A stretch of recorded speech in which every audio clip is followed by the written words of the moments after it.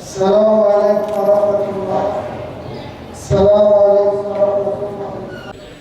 Soma'da meydana gelen olay biliyorsunuz yani eğer ihmaldendir her nedense bunun kesinlikle bir siyasi bir kullanım rant amacı olarak kullanılmaması gerektiğine inanıyoruz.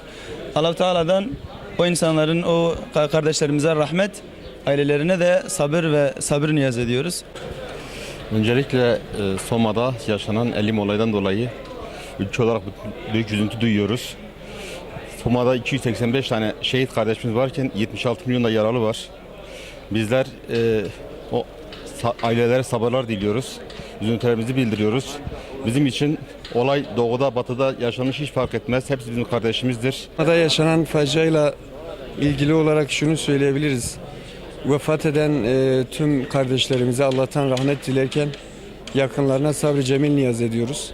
Biz ölümün hak olduğuna inanıyoruz. Herkesin bir şekilde öleceğini biliyoruz. İnanan insanlar olarak bunun belki çok büyük bir acı olduğunu kabul etmekle beraber bu ayetleri biliyor olmamız bizi rahat kılıyor aslında. Öncelikle Soma'da göçükte hayatlarını kaybeden, Rabbimize kavuşan her kişiye Allah'tan rahmet diliyoruz. Ailelerine Allah'tan sabır diliyoruz, güzel sabırlar diliyoruz. Her ölü, yani her yaşayan mutlaka ölecek. Bu meselede bir ihmal varsa çağrımız bu şirketin sahibinden hükümetimize kadar yaşam standartlarını yükseltme babında kendi insanlarına, çalışanlarına değer vermesi tarzında bir çağrımız var. Öncelikle ülkemizin başı sağ olsun, bütün Müslümanların başı sağ olsun. Hakikaten Anadolu insanları, Anadolu halkları olarak bu konuda büyük bir duyarlılık gösterdik.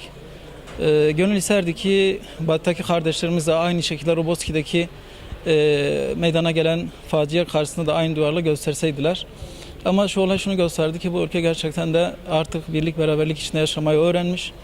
Müslümanlar özellikle bu konuda hassasiyet gösterdiler. Bir takım insanların sesleri fazla çıkmış olabilir. Bu da bizi üzüyor, sanki devlet güçlerinin elleriyle sanki polis, asker veya devlet başkanlarının, bakanların eliyle olmuş bir şey. Hayır, biz böyle bir şeye inanmıyoruz. Kader ilahiye inanıyoruz. Tabii ki elden tedbiri bırakmamak lazım. Tedbiri elbette olması gerekiyor ama bunu fırsat bilip de bunu direkt getirip kaos ortamına sürüklemek, ki bu insanların kaosa meyilli insanların çoğunun da ne bir fakir fukara yardım ettiği ne de bir gariban yanında yer aldığını görmüş değiliz. Milletimiz ölümün her türlüsünü görmüştür. Ülkemiz ölümün her türlüsünü görmüştür. Ama bu ölümler bizim için başka bir acı ifade ediyor. Uzatıldığı sedyenin üzerini kirletmeye kıyamayanların ölümüdür bu ölüm. Hepimizi büyük bir yasa boğmuştur. Allah hepsine rahmet eylesin. Kederli ailelerine bir sabır diliyoruz. Allah sabırlar versin.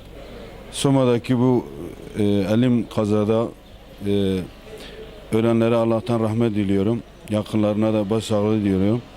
Yaralılara acil şifalar diliyorum. Gerçekten bizi derinden üzmüştür bu Soma olayı. Rabbimden dileyim bir daha böyle olayların yaşanmaması. Teşekkür ederim.